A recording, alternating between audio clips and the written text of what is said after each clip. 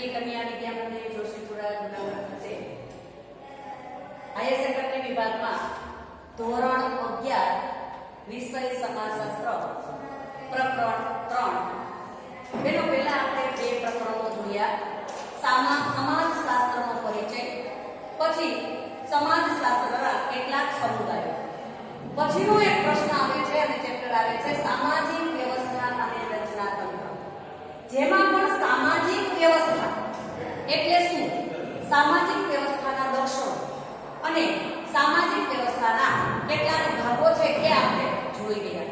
હવે પછીનો મુદ્દો આવે છે કે સામાજિક રચનાતંત્ર.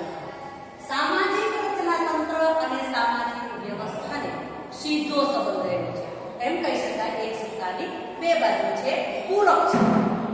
કે સામાજિક રચના એટલે કેટલાક કહી શકાય એકબીજા ભાગો સાથે સંકળાયેલા એકબીજા ભાગો અથવા તો કેટલાક અંગોની વ્યવસ્થિત રીતે ગોઠવણી. અગાઉ પણ સમાજશાસ્ત્રી પાર્સન્સ જેને સમાજ અને શરીરની તુલના કરવાનું કાર્ય કર્યું અને એને કીધું કે જેમ શરીરમાં જુદા જુદા ભાગો એકબીજા સાથે સંકળાયેલા છે, એકબીજા સાથે કાર્ય કરે છે, તેમ સમાજની અંદર પણ જુદી જુદી સંસ્થા, સમુદાય, કહી શકાય સંસ્થાઓ, સમૂહો, આ બધા જ પાસાઓ છે એકબીજા સાથે જોડાયેલા છે અને એકબીજા સાથે કાર્ય કરે છે. એકબીજા સાથે કાર્ય કરતા કરતા કેટલીક સામાજિક સંસ્થાઓ છે એની જરૂરિયાતને પૂર્ણ કરવાનું કાર્ય કરે છે. ભલે સંસ્થાઓ અલગ અલગ કામ કરે છે પણ એકબીજા સાથે સંકલિત થયેલી છે, પરસ્પરાવલંબનનું તત્વ ધરાવે છે. એમ સામાજિક રચના છે એ પણ એકબીજા ભાગો સાથે સંકલિત થયેલું એક વ્યવસ્થા છે, એક પ્રક્રિયા છે. બે વ્યક્તિ દ્રષ્ટાંત આપ્યું છે કે દાખલા તરીકે મકાન. તો આપણે બોલીએ છીએ ભૌતિકતાની દ્રષ્ટિએ મકાન, પણ તમે જોજો કે મકાનમાં રેતી છે, કપચી છે, પથ્થરો છે, ઈંટ છે, બારીબારણા છે, તો આ બધા પાસાઓ છે એના શું છે, ભાગો છે. આ બધા જ ભાગો સંકલિત થાય તો જ રચના છે એ ઉત્પન્ન થઈ શકે, નિર્માણ પામી શકે. એવું બીજું એક દ્રષ્ટાંત આપી શકીએ કે દાખલા તરીકે શાળા. તો શાળામાં પણ એવું જ છે કે જુદા જુદા વર્ગખંડો છે, લાઇબ્રેરી છે, કેટલાક કહી શકાય કે ઓફિસ છે, પછી તો કે એમના જુદા જુદા ભાગોની દ્રષ્ટિએ છે, શિક્ષક છે, આચાર્ય છે, સંચાલકો છે, પટ્ટાવાળા છે, વિદ્યાર્થી છે, આ બધા જ ભાગો છે એ જોડાય અને સંકલિત થાય તો તે વ્યવસ્થા બને. એ વ્યવસ્થાને રચનાતંત્ર તરીકે ઓળખવામાં આવે છે. કદાચ પછી પણ એક મુદ્દો લઈ શકાય એવા તો ઘણા બધા મુદ્દાઓ છે કે એ મુદ્દાને સંકલિત થાય. દાખલા તરીકે કહીએ કે દેશ, તો દેશ શબ્દ વાપરીએ ત્યારે એ દેશના જુદા જુદા રાજ્યો, રાજ્યોના જુદા જુદા જિલ્લાઓ, જિલ્લાના તાલુકાઓ અને તાલુકાના ગામડાઓ, આ બધા જ અંશો ભેગા થાય, ભાગો એકબીજા સાથે સંકલિત થાય અને કાર્યરત બને અને જે સમૂહ ઊભું થાય તો તેને કહેવાય છે તો કે સામાજિક રચના. આવી સામાજિક રચના માટે બે વ્યક્તિએ વ્યાખ્યા આપી છે. એક વ્યક્તિ છે રોબર્ટ મર્ટન, સમાજશાસ્ત્રી છે, જેણે વ્યાખ્યા આપી છે કે સામાજિક રચના એટલે સામાજિક ધોરણો, ભૂમિકા અને સામાજિક દરજ્જો, ભૂમિકા અને ધોરણોનું સંકલન. આ ત્રણ પાસા ભેગા થાય ત્યારે એ કહી શકાય કે સામાજિક રચના છે. હવે દરજ્જો, ભૂમિકા અને ધોરણો એ લક્ષણો છે. એ આપણે લક્ષણોથી આવશે ત્યારે જોશું કે કોને દરજ્જો કહેવાય, કોને ભૂમિકા કહેવાય, કોને ધોરણો કહેવાય. અગાઉના ચેપ્ટરમાં પણ આપણે ધોરણ વિશે પડી ગયા છે, ધોરણોના લક્ષણો પણ આપણે જોઈ ગયા છે. પછી આવે છે વિદ્યુત જોશી, જેના મતે અનેક કોઈ પણ વ્યક્તિ સમાજની અંદર કોઈ પણ ક્ષેત્રની અંદર જાય છે ત્યારે અનેક કહી શકાય દરજ્જાઓ પ્રાપ્ત થાય છે. દરજ્જો એટલે સ્થાન. આ દરજ્જાઓ પ્રાપ્ત થાય છે એ દરજ્જા ને ઉપરથી એ વ્યક્તિ છે ભૂમિકા ભજવે છે. ભૂમિકા એટલે વર્તન, દરજ્જાને અનુરૂપ વર્તન કરવું, તો ભૂમિકા ભજવે છે. અને ભૂમિકા ભજવતા ભજવતા કહી શકાય સમાજમાં કેટલા એવા ગાઢ તો કે સંબંધો રચાય છે. આ સંબંધો જે રચાય છે તે રચાતી પ્રક્રિયાને રચનાતંત્ર કહેવામાં આવે છે. રોબર્ટ મર્ટન અને વિદ્યુત જોશી બેની વ્યાખ્યા ઉપરથી કેટલાક કહી શકાય કે લક્ષણો છે તારવામાં આવ્યા છે. એમાંથી ત્રણ લક્ષણો છે. એક છે કે છે સામાજિક ભૂમિકાઓનો સમૂહ અને ત્રીજું છે સામાજિક ધોરણો. હવે પેલો દરજ્જો એટલે કોઈ પણ ક્ષેત્રની અંદર વ્યક્તિને મળતું ચોક્કસ સ્થાન. આ સ્થાન વ્યક્તિને એક કરતા અનેક કહી શકાય કે વધારે પણ હોઈ શકે. હવે એક તમને સામાન્ય દ્રષ્ટાંત આપું કે કુટુંબમાં તો કોઈ એક પુત્રી છે, એ પિતા માટે પુત્રી હશે, ભાઈ માટે બેન હશે, માતા માટે દીકરી હશે, અથવા તો કહી શકાય કે કોઈ નાનો ભાઈ હશે તો એની મોટી બેન હશે, મોટી બેન હશે તો એના માટે નાની બેન હશે. આ કેટલાય કહી શકાય કે દરજ્જાઓ છે, એક કહી શકાય ગૂંથણીની જેમ છે જોડાયેલા હોય છે અને દરેક વ્યક્તિ આવા દરજ્જાઓ છે એ ધરાવતી હોય છે અને દરેક વ્યક્તિને દરજ્જાથી જ કેટલાક કાર્યોને ધ્યેયો છે એ સિદ્ધ કરવાનો તક કે મોકો મળે છે. માત્ર દરજ્જા જ નથી પણ દરેક વ્યક્તિને દરજ્જાની સાથે જેવું તમારું સ્થાન એ પ્રમાણે તમારી ભૂમિકા રહેલી છે. ભૂમિકા એટલે દરજ્જાનું એક કહી શકાય વર્તનલક્ષી પાસું. કેમ તો કે દરજ્જો જે પ્રાપ્ત થાય છે, સ્થાન પ્રાપ્ત થાય છે, એને અનુરૂપ કોઈ પણ વ્યક્તિ વર્તન કરે. હવે એક જ તમને બેનો દ્રષ્ટાંત આપું કે દાખલા તરીકે શિક્ષક. તો શિક્ષક એ શાળાની અંદર એનો દરજ્જો છે, સ્થાન છે. તો શિક્ષકને ભણાવવું અથવા તો કહી શકાય પઠન કરાવવું અથવા તો કસોટી લેવી, એની કસોટીને ચેક કરવી, પરિણામ પત્રક તૈયાર કરવું, તો આ બધી એની શું છે? વર્તણૂક છે. એમ બીજો એક દ્રષ્ટાંત આપી શકાય કે દાખલા તરીકે મંદિરમાં તમે જાઓ તો મંદિરમાં જાઓ છો ત્યારે તમને ભક્ત તરીકેનો દરજ્જો મળે છે, એટલે કે એક દર્શનાર્થી તરીકેનો દરજ્જો મળે છે. પણ તમે જઈને ત્યાં નમન કરો, પૂજા કરો, અર્ચના કરો, કોઈ ભાવભક્તિથી ગીત ગાઓ અને જે પ્રદક્ષિણા કરો તો તે છે એ દરજ્જાને અનુરૂપ તેની ભૂમિકા. એમ જે ક્ષેત્રમાં તમે જાઓ એ ક્ષેત્રમાં દરેક વ્યક્તિને એક કરતા અનેક દરજ્જાઓ પ્રાપ્ત થાય છે. તો દરજ્જાને અનુરૂપ દરેક વ્યક્તિ કોઈને કોઈ ભૂમિકા ભજવે છે. પણ બેનો અહીંયા દરજ્જોને ભૂમિકા પ્રાપ્ત થાય છે તો સામાજિક રચનાની અંદર ત્રીજો એક લક્ષણ આપેલું છે કે સામાજિક ધોરણ. હવે ધોરણનો મુદ્દો છે એ પણ આપણે આગળના બીજા પીરિયડની અંદર બીજા ચેપ્ટરમાં આપણે જોઈએ કે ધોરણ છે એ સમાજ માન્ય નિયમો. કેટલાક નિયમો લેખિત છે, કેટલાક અલેખિત છે, પણ દરેક વ્યક્તિએ સમાજના માળખાને ટકાવી રાખવા માટે કેટલાક ધોરણો છે એનું પાલન કરવું પડે છે.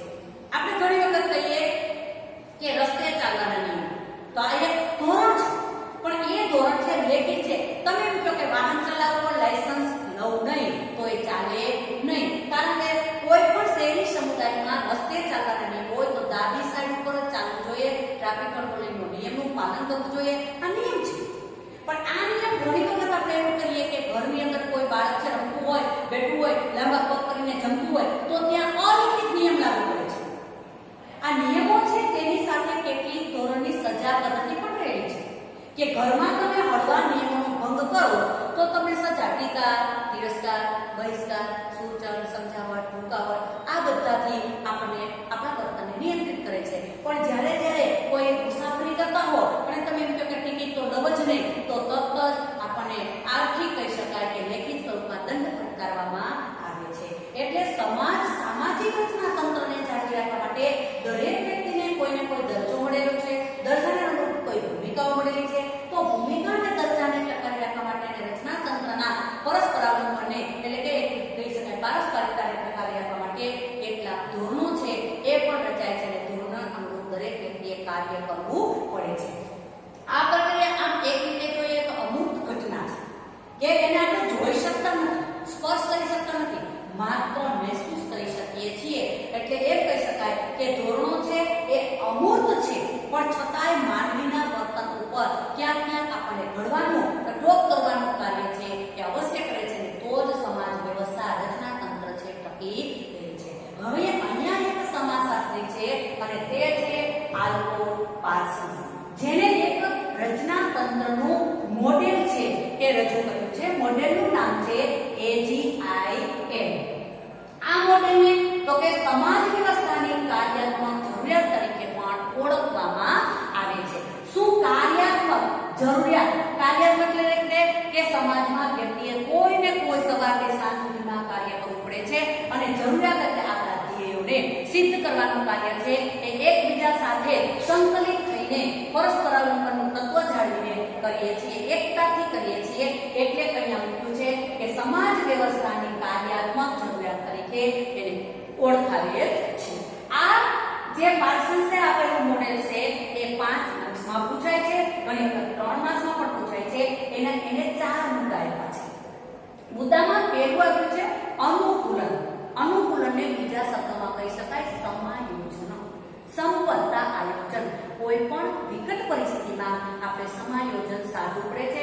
દરેક વ્યક્તિને પોતપોતાની જરૂરિયાત પ્રમાણે જરૂરિયાતને સંતોષી શકાતી નથી, ત્યારે આપણે કંઈક એમ કહી શકાય કે જતું કરવાની ટેવ રાખી અને આપણી જરૂરિયાતને પૂર્ણ કરવાનું આપણે કાર્ય કરીએ છીએ. કોઈ પણ રચનાતંત્રને સમાજમાં ટકી રહેવું હોય તો ભૌતિક જરૂરિયાતને સંતોષવા માટે એટલે ભૌતિક વાતાવરણ સાથે અનુકૂલન સાધવું પડે છે.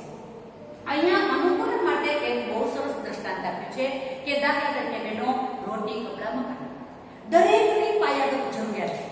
હવે આ જરૂરિયાતને સંતોષવા માટે તો કે કહી શકાય કે કઈ સંસ્થામાં જવું પડશે, તો કે કહી શકાય અન્ન એટલે કે અન્ન પુરવઠા, તો કે આર્થિક સંસ્થામાં જવું પડશે. આર્થિક સંસ્થા અન્ન પુરવઠો ઓપન કરવો અને એનું સમાજની અંદર દરેક વ્યક્તિને સમાન વહેંચણી કરવાની જરૂરી છે, કહી શકાય કે જરૂરી છે. એનું ધ્યાન ત્યાં આયોજન કરવાનું કાર્ય છે એ તો કે આર્થિક સંસ્થા કરશે. અને એ આર્થિક સંસ્થા સતત સમાજની સાથે સંકળાયેલી વ્યક્તિની જરૂરિયાતને પૂર્ણ કરવા માટે સતત અનુકૂલન કરવાનું કાર્ય કરશે. અને તે તો જ કાર્ય છે, તો જ વ્યવસ્થા છે એ સમાજમાં ટકી રહે. બીજું આવે છે કે ધ્યેય પ્રાપ્તિ. દરેક વ્યક્તિને કોઈને કોઈ ધ્યેય હોય છે. ધ્યેય એટલે લક્ષ્ય. કારણ કે કોઈ વ્યક્તિ છે શૂન્ય મનસ્ક હોતી નથી, વિચાર વિનાની હોતી નથી. એમ કોઈ વ્યક્તિ છે જરૂરિયાત વિનાની હોતી નથી. કોઈને કોઈ જરૂરિયાત હોય છે. નાનો માણસ હોય તો જરૂરિયાત નાની હોય, કોઈ મધ્યમ વર્ગનો માણસ હોય તો એની જરૂરિયાત એ પ્રમાણે હોય, કોઈ ઉચ્ચ વર્ગનો માણસ હોય, ધનિક વર્ગનો માણસ હોય તો એની જરૂરિયાત છે એ પ્રમાણે હોય. એક દ્રષ્ટાંત કે ધનિક વર્ગનો કોઈ યુવાન છે તો એ કહી શકાય કે સામાન્ય ભૌતિક સુખ સગવડતાના સાધનોથી એ ચલાવતો નથી. એને ઉચ્ચતમ કહી શકાય કે બધી જ જરૂરિયાતો છે, ભૌતિક સુખ સગવડતાના સાધનો છે એ પ્રાપ્ત કરવામાં હંમેશા એ વિચારતો હોય અને પોતે એવું લક્ષ્ય રાખતો હોય કે મને આટલી જરૂરિયાત છે પ્રાપ્ત થાય. એટલે કોઈને કોઈ રચનાતંત્ર છે એ કોઈને કોઈ ચોક્કસ એના ધ્યેયો નક્કી કરવા પડે છે. અને આ ધ્યેયને સિદ્ધ કરવા માટે કેટલાક તો કે નિર્ણયો છે એ લેવાનું કાર્ય છે એ રાજ્ય સંસ્થા કરે છે. કારણ કે આપણે જોઈએ છીએ કે દેશને ટકાવી રાખવા માટે દેશના જુદા જુદા વહીવટી કાર્ય સુગમ અને સરળતાથી થઈ શકે એટલે જુદા જુદા રાજ્યોનું નિર્માણ થયું છે. અને આવા રાજ્યોને રાજ્યની સરકારો મળેલી છે. અને એ સરકારને આધારે જે તે રાજ્યના નાગરિકોને સંપૂર્ણ રીતે પાયાગત જરૂરિયાતો છે પૂર્ણ થાય એની વ્યવસ્થા છે કરવામાં આવેલી છે. તો રાજ્ય સંસ્થા છે એ એના દ્વારા કેટલીક કહી શકાય કે આપણી ધ્યેય પ્રાપ્તિ છે એ પૂર્ણ થવાનું કાર્ય થાય છે. આવી રાજ્ય સંસ્થા સમાજમાં કેટલાક કહી શકાય નીતિ નિયમો ઘડે છે અને નીતિ નિયમો ઘડીને તેનું અમલીકરણ કરાવવાનું કાર્ય પણ કરે છે. દાખલા તરીકે આપણે કહી શકીએ ગુજરાત રાજ્ય, તો ગુજરાત રાજ્યના આપણે નાગરિક છીએ તો ગુજરાત રાજ્યના નક્કી કરેલા નિયમો છે એ નિયમને આધીન રહીને જ આપણે કાર્ય કરી શકીએ, વર્તણૂક કરી શકીએ, તો જ આપણો ધ્યેય છે સિદ્ધ કરી શકાય. દ્રષ્ટાંત એક બીજું આપી શકીએ કે ગુજરાતની અંદર દારૂ પ્રતિબંધ છે તો આપણે એમ કહીએ કે દારૂ પીવો એ ધોરણ છે તો એ ગુજરાત રાજ્ય માટે શક્ય નથી. તો તેવા સમયે રાજ્ય સંસ્થા છે એ કેટલાક નિયમો છે એના દ્વારા આપણા વર્તનને નિયંત્રિત કરવાનું ચોક્કસ કાર્ય કરશે. એટલે એમ કહી શકાય કે આવી કેટલીક નીતિ નિયમો ઘડવાનું, એનું અમલીકરણ કરવાનું અને એ અમલીકરણ કરી અને અનુકૂલનની જે કહી શકાય સમસ્યાઓ છે જેટલી કહી શકાય ઝડપથી હલ થાય, સરળતાથી હલ થાય તેટલા જ ધ્યેય પ્રાપ્ત છે એ આપણે સરળતાથી અને કહી શકાય ઝડપથી પ્રાપ્ત થઈ શકે છે. પણ દરેક વ્યક્તિ છે કોઈને કોઈ પોતાના ધ્યેયને સિદ્ધ કરવા માટે પ્રયત્ન હંમેશા કરતી જ હોય છે, અનુકૂલન છે કરતી હોય છે. ત્રીજો મુદ્દો આવે છે સૌપ્રથમ જો સમાજનું માળખું રચનાતંત્રના જુદા જુદા ભાગો છે એ સંકલિત થઈ અને રચનાતંત્ર બનતી હોય તો દરેક રચનાતંત્ર પોતાનું અસ્તિત્વ જાળવી રાખવા માટે થઈ અને પોતાના કેટલાક કહી શકાય આનુષંગિક એટલે કે આંતરિક ભાગો છે એ ભાગનું સંકલન અને નિયંત્રણ કરવું જરૂરી કે એક કુટુંબના 5 સભ્યો છે. જો 5 સભ્યો છે દરજાને અનુરૂપ ભૂમિકા ભજવી અને પરસ્પર એકબીજાના કાર્યો ન કરે અને ઘૂસાઘૂસી કર્યા કરે તો કુટુંબ વ્યવસ્થા કોઈ દિવસ ચાલી શકે નહીં.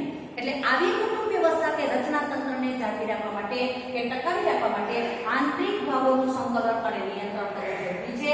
અને આ આંતરિક સંકલન કરવા માટે કેટલીક કાનૂની કહી શકાય કે સંસ્થાની મદદ પણ મળતી હોય છે. તંત્રના બધા જ ભાગોના એટલે કે તંત્રના બધા જ ભાગોના સભ્યો છે એકબીજાથી વફાદાર રહેવાનું કાર્ય કરતા હોય છે અને તો જ કહી શકાય કે રચનાતંત્ર છે એ ટકી રહે છે. સહકાર સંકલનથી સુગ્રથન જળવાતું આપણને જોવા મળે છે. કોઈ વ્યક્તિ છે એ આમ જતી હોય, બીજી વ્યક્તિ છે આમ જતી હોય અને ઘૂસાઘૂસી થતી હોય તો કોઈ દિવસ કાર્ય છે એ શક્ય બનતું નથી ને ધ્યેય પણ પ્રાપ્ત કરી શકાતું નથી. આ કહી શકાય મુદ્દાઓ છે અહીંયા જુદા પડવાના છે પણ વાસ્તવિકતાની અંદર તો બધા જ એકબીજા સાથે સંકલિત થયેલા છે અને તો જ સમાજ વ્યવસ્થા છે એ ટકી શકે અને તો જ વ્યક્તિની જરૂરિયાતને આપણે પૂર્ણ કરી શકીએ. છેલ્લો મુદ્દો છે રચનાની જાળવણી અને તંગદિલી નિવારણ.